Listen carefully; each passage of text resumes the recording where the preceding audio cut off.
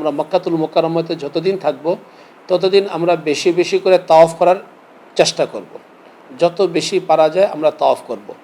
এখন তাওয়াফের ভিতরে বর্তমানে যে নিয়ম আছে যে যেটাকে আমরা এহরামের কাপড় পরি, একটি লুঙ্গি আর চাদর পরে যেতে হয়, এটা নিয়ে অনেক মানুষের মতবিরোধ আছে। সেটা প্রত্যেকে নিজের সিদ্ধান্ত অনুযায়ী কাজ করবেন, এটা ব্যাপারে কিছু না বলা।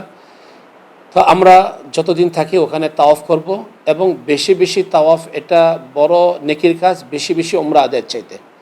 এরপরে যখন আমাদের মদিনা মুনাওয়ারাতে, যেহেতু আমরা যারা শুরুতে যাচ্ছি, দেখা যাবে হজের পূর্বে তাদের মদিনা মুনাওয়ারাতে যেতে হবে।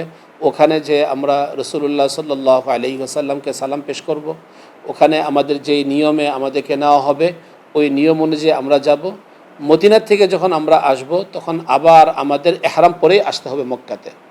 যদি আমরা কেউ শুরুতে চলে যাই, যেমন যারা সরকারি হাজি আছি, তারা দেখা যাবে তাদের 2-1 দিন মক্কাতে থাকার পরে তাদেরকে মদিনাতে নিয়ে যাবে, অথবা বিভিন্ন হাজি সাহেব যারা আছেন অনেককে আগে মদিনাতে নিয়ে যাবে।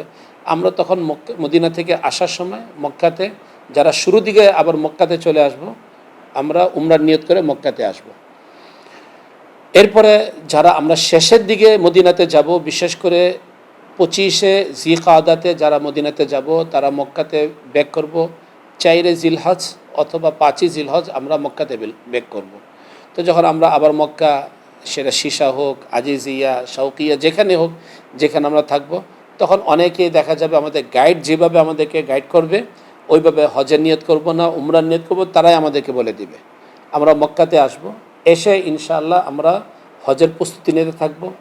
7 তারিখ 7 জিলহজ দিবাগত রাত্রে আমাদেরকে মিনাতে নিয়ে যাওয়া হবে। 8 জিলহজ দিবাগত রাত্রে আমাদেরকে আরাফাতে নিয়ে যাওয়া হবে। 9 জিলহজ দিবাগত রাত্রে আমাদেরকে মুজদালিফাতে নিয়ে আসা হবে। এরপরে 10 জিলহজ সকালবেলা আমরা মিনাতে আসব। আমরা হজের কাজগুলোকে সম্পন্ন করার চেষ্টা করব।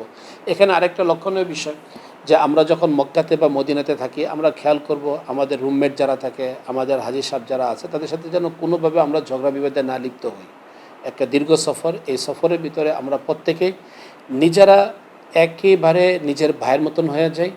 ঝগড়া বিবাদ ওখানে আমরা এতটুকু বুঝি যে ওইটা আমাদের প্রতিকূল পরিস্থিতি, ওখানে ভাষা আমাদের অনুকূলে নয়, ওখানকার ওয়েদার প্রচণ্ড গরম হয়, ওইটা আমাদের অনুকূলে নয়, সব কিছু আমাদের প্রতিকূলে থাকে। তারপর আমাদের খেয়াল রাখতে হবে যে আমরা যেহেতু আল্লাহ তাআলার মেহমান, আল্লাহ পাক রব্বুল আলামিন আমাদের জন্য যেভাবে ব্যবস্থাপনা করেছেন, এটার উপর আমরা সকলে আলহামদুলিল্লাহ খুশি থাকব। এলো খবরের কাগজ, নিখাত, নির্ভীক, নিরপেক্ষ।